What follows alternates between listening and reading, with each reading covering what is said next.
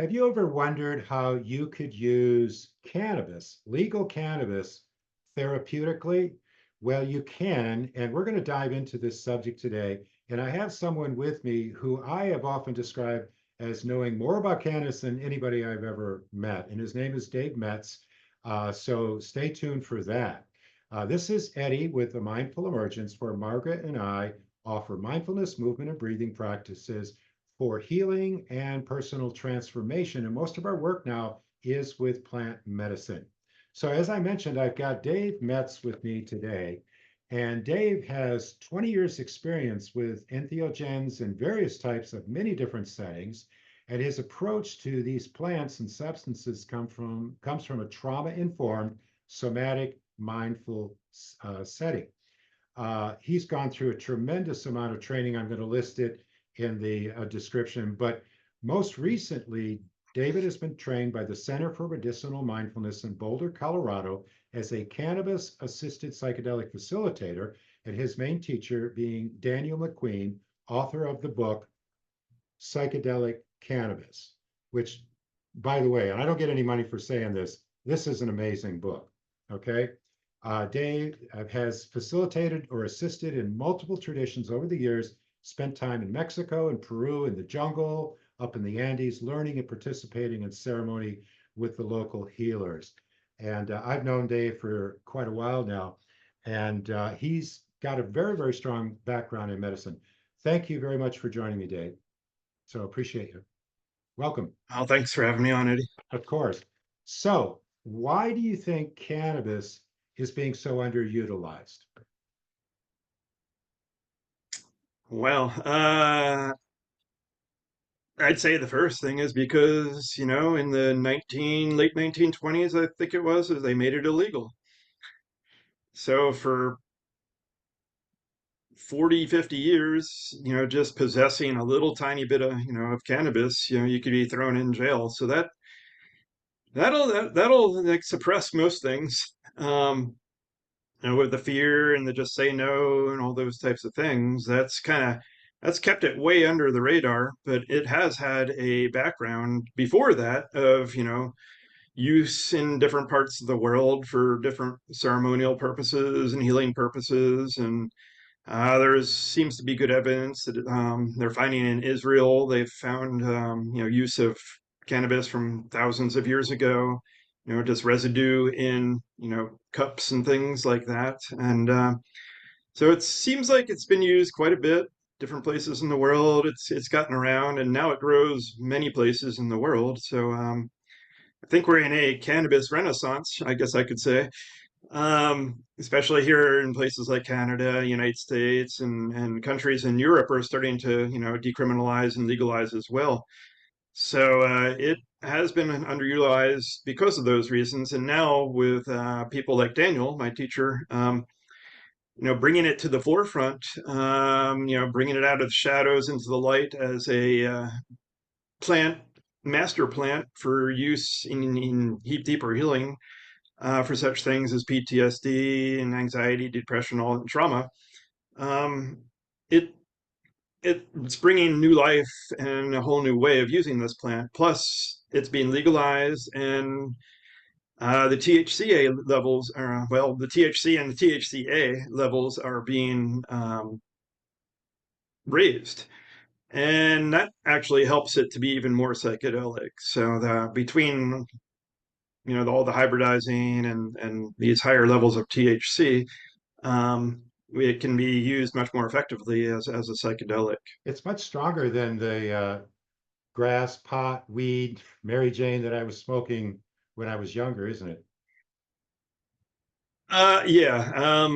In the last 30 years, this plant has been radically changed, and well, maybe more than that, but people have been playing with this plant for thousands of years, and it's the most hybridized, modified plant ever on the earth, as far as I understand. So people have been using it for all kinds of things, and that's part of utilizing it at a higher level. We can use it for food, we can use it for clothing, fabrics and building materials, making bricks out of hemp concrete bricks, all types of things. Nutrition, food, just eating the leaves. People are Mhm, juicing the leaves. mhm. So what we're For talking about though is basically using it for transformational purposes as a psychedelic potentially.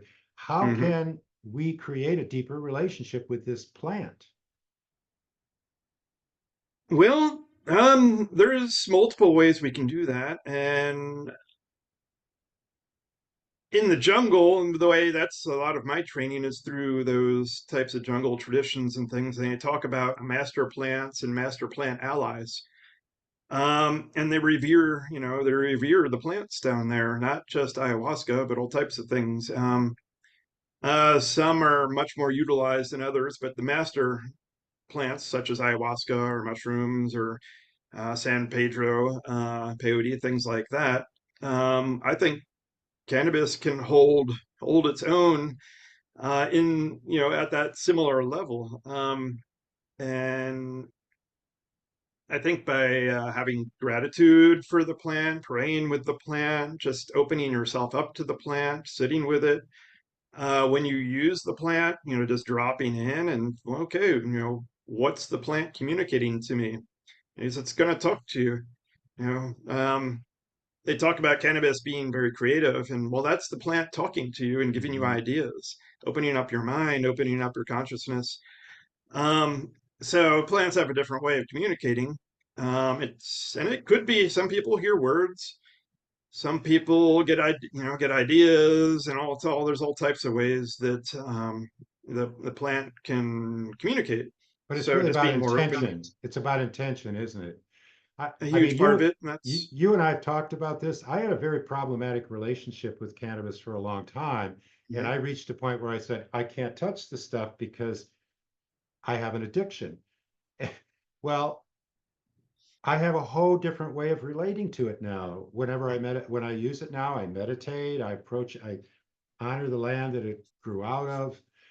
What kind of protocol is there from this training that you've received in your experience for having a psychedelic experience? And talk about THCA because here in North Carolina, people can go into dispensaries and buy it and use it.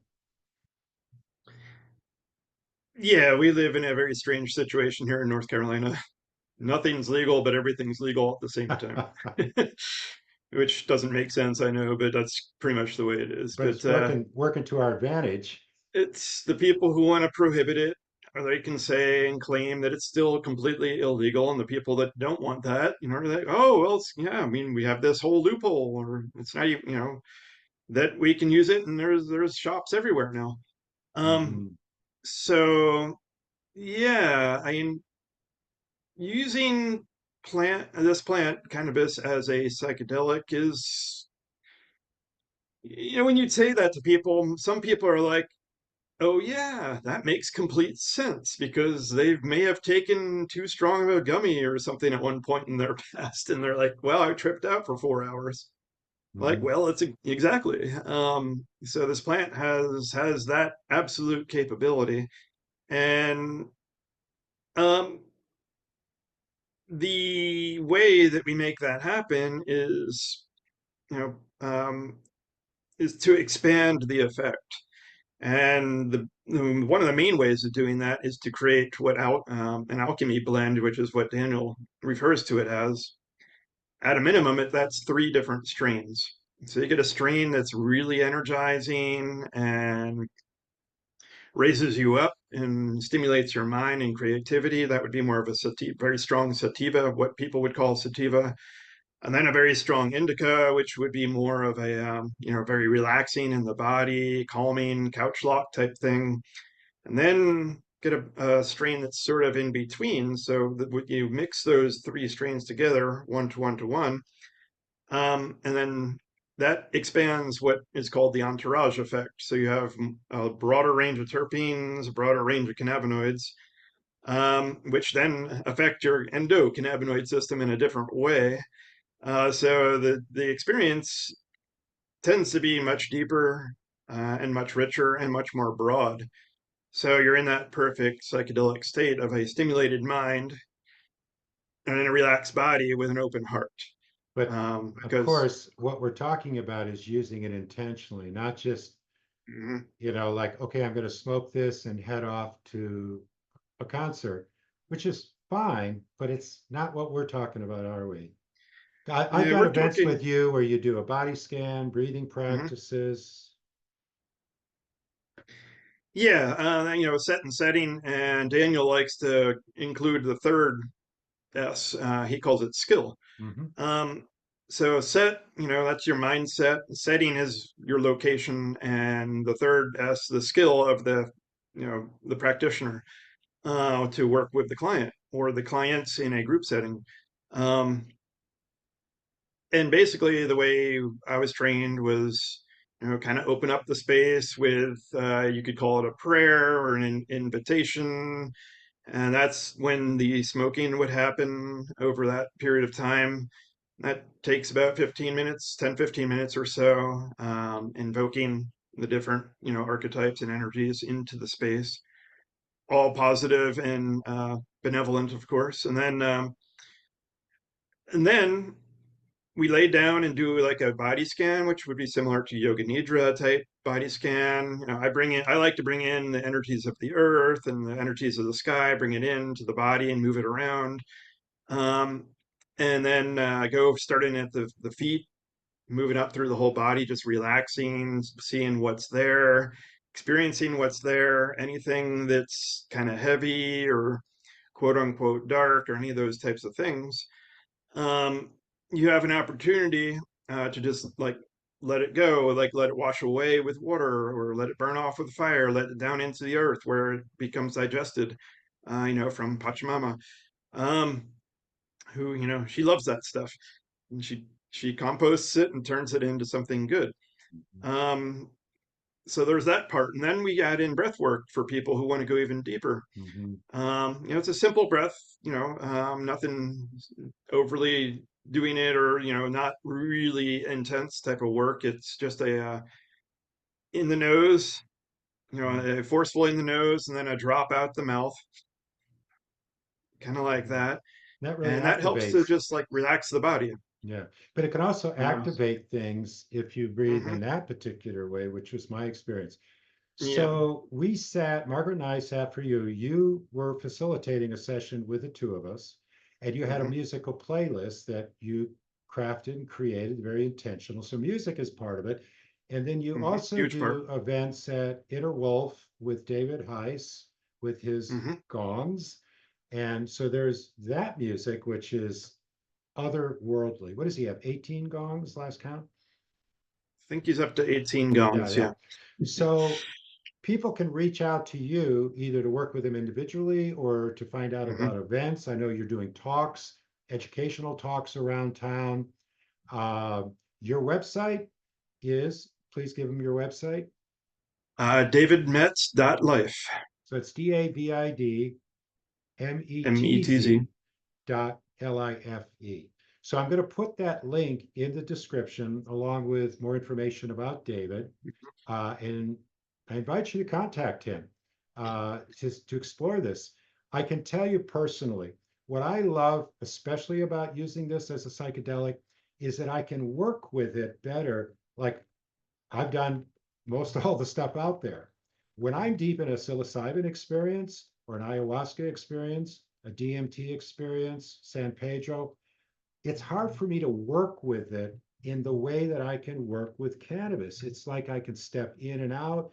It seems more like there's a pliability or a workability that is amazing. So I encourage all of you watching this to educate yourself. If you're interested, contact David. And we could talk for hours, David, but I'm going to go ahead and wrap this up. There's way more, but yeah, Please, any we don't more? have much time. One last point you want to make before we close? Well, I think cannabis is a shapeshifter. She adapts to to your intentions. So that's really one thing that works to our Mm-hmm. advantage. And then she also allows you to have agency Mm-hmm. more than other plants. You can, what you just described, get up, do something, and come right back down. So it creates safety for Mm-hmm. people. Yeah. If somebody gets really scared, they can, you can kind of pop out of it. We can Mm-hmm. use CBD sprays that work pretty quickly Help to help mitigate kind of it. cut the edge a little bit. if somebody's getting too, if there is some paranoia or anxiety, that type of thing, so it's more manageable. You take mushrooms, there's nothing you can do. You take ayahuasca, there's not much you can do except ride it out. But Yeah. with this, it's that got a little bit more of that safety factor. If you sit somebody up and start talking to them, if they're having a more challenging time, that often really just brings somebody, it brings them out pretty quickly. Right. Not you're still high, but Mhm. the fear part can be worked with in a better way. And I think it's obvious we don't need to, the obvious point is you need to do the integration work afterwards, just like Yeah. any other medicine. Otherwise, it's just another interesting experience. So, Yeah. David Metz at davidmetz.life. Thank you so Hmm. much, David, for spending this time with us today. Thank you for watching. If you like the video, give us a thumbs up. We love your comments. And of course, subscribe to this channel if you want to get more content like that. Thank you again, Dave, and thank you for watching. Thanks, Eddie. You bet. Have a great day.